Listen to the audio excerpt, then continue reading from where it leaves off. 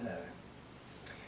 In this video we're going to be looking at how the cranial fluid is produced in the whole central nervous system, the brain and the spine, by the endothelial cells which surround the capillaries.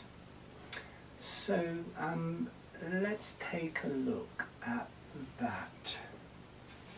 So in this first picture we have a picture of the cells in the brain. At the bottom middle, there's a starfish like thing. This is a neuron, and then there's a tube coming out of it. This is an axon which travels to other neurons. Around that tube that's travelling up and off to the left, there's two myelinated glial cells which produce the myelin sheath. The kind of sea anemone type cells, these are astrocyte cells. There's microglial cells which are oval with little branches coming out of them. These are like fish, and they're the immune system for the brain. And at the bottom we see these branches coming up and joining to the starfish cell or the neuron. These are dendrites connecting to the dendrites from other neurons, with the information travelling through those. And this is all living in cranial fluid. It's 99% water. It's a water environment. It's like the sea. And light shines through the water, intelligence shines through the water. All these cells are being found to communicate directly through the water in ways scientists as yet don't understand. So let's look at how that water, how that cranial fluid is formed. So if you look, there's an orange cross. This is two capillaries carrying blood, and the water or the cranial fluid is produced out of the blood. So let's look at how that happens.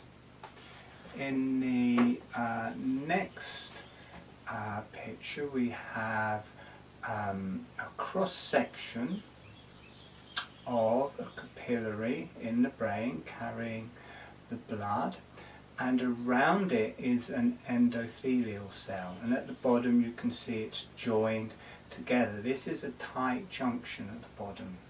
It's called a tight junction. It is so fine that it will only let through pure water. Only pure water will come out through that joint, nothing else. And then also water can travel through any cell, any membrane, anywhere in the body, as long as the pressure is greater one side than the other, and the pressure in the blood is greater than the pressure around it. So the water or water from the blood will travel out. You can see the little arrows coming out through the endothelial cell, and water will travel out through here. So it will go through the joint, the tight connection, and water will travel out through the cell as well. And this cell is intelligent, so it takes oxygen and gives that free passage through the cell. From the blood it will go through the interior wall into the fluid between the two walls, then out through the exterior wall of the endothelial cell. It will give oxygen free passage, it will give glucose free passage, it will give sodium free passage, and anything else that the cranial fluid needs. And we end up around it and in the space within the whole interior of the brain of the spine, of the lower brain, of the brainstem. The whole central nervous system is made up of the same stuff, those cells that we looked at, and water. It's 90% water, and the fluid within it, the cranial fluid, is 99% water, oxygen, glucose, salt, and different minerals.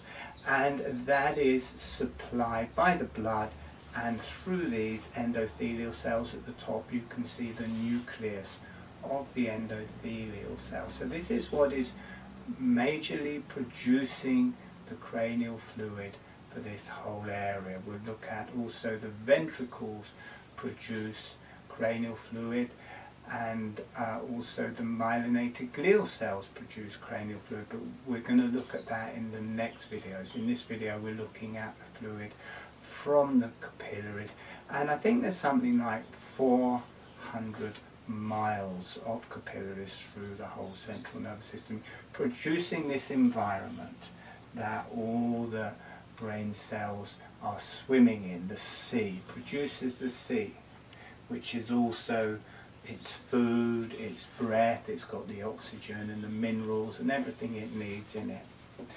So in the next picture we have the capillary lengthways, and you can see the little red bits. These are where these cells are joining. You can see two nucleuses there, or nuclei there, and water can come out through these red or orange bits. They're the tight junctions, but nothing else, just water.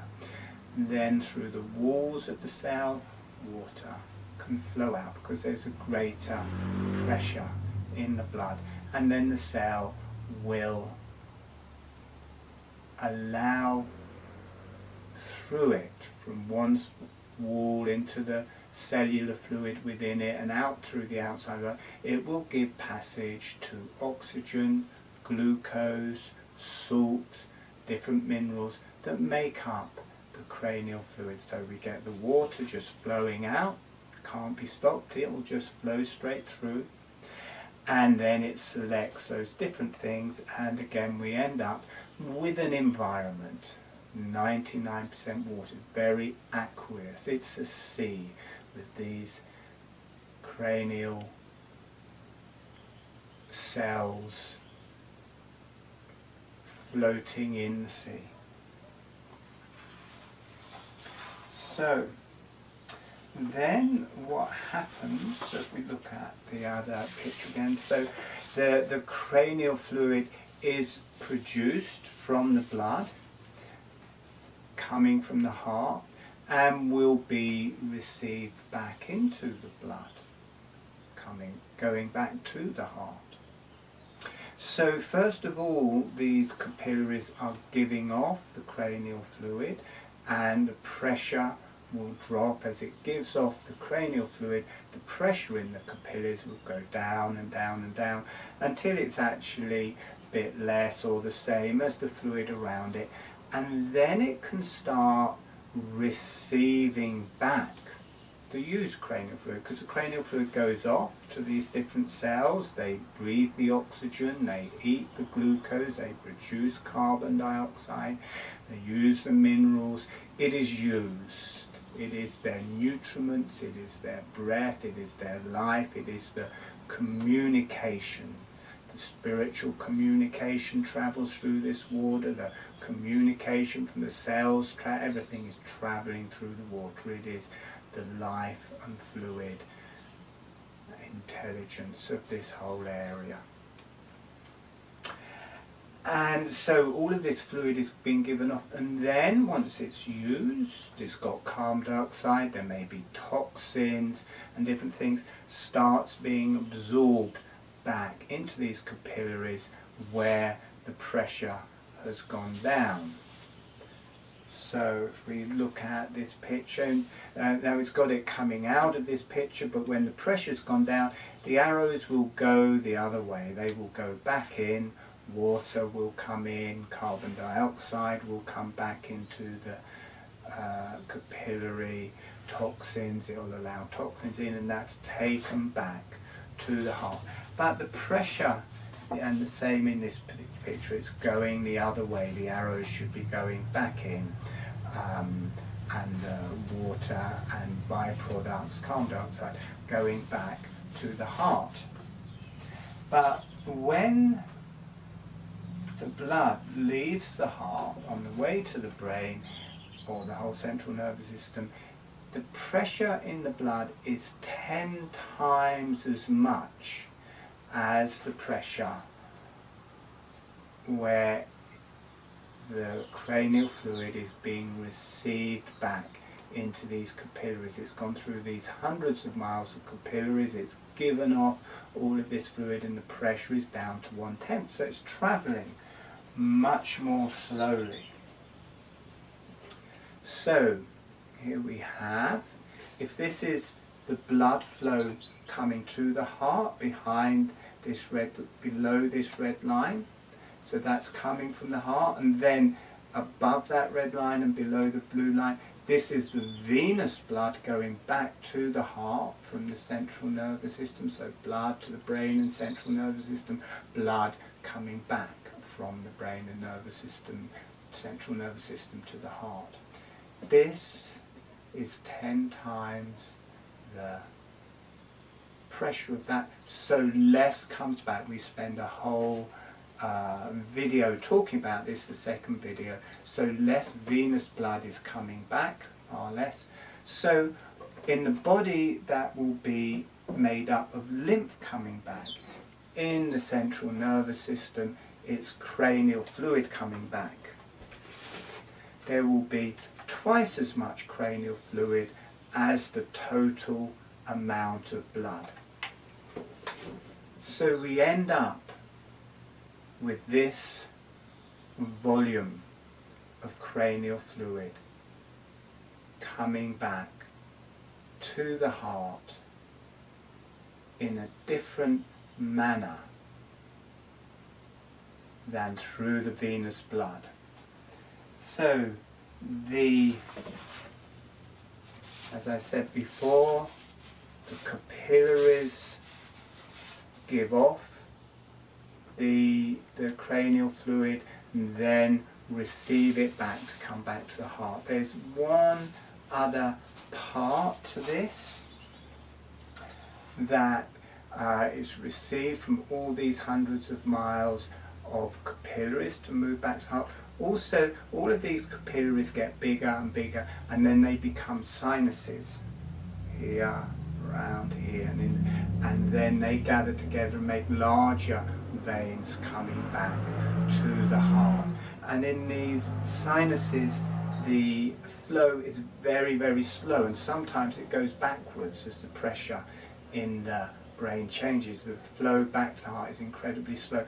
And the cranial fluid can also be received back into the sagittal sinus here, right at the very top of the head.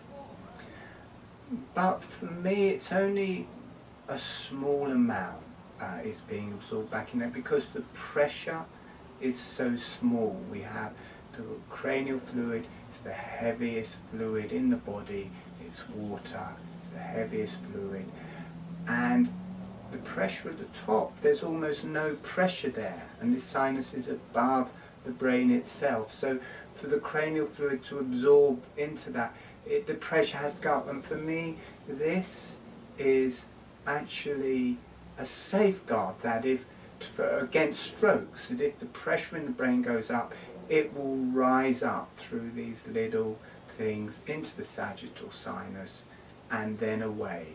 So majorly it's being absorbed back into the venous blood in the capillaries. A little bit of it will get back into the venous blood in this venous sinus at the top of the head.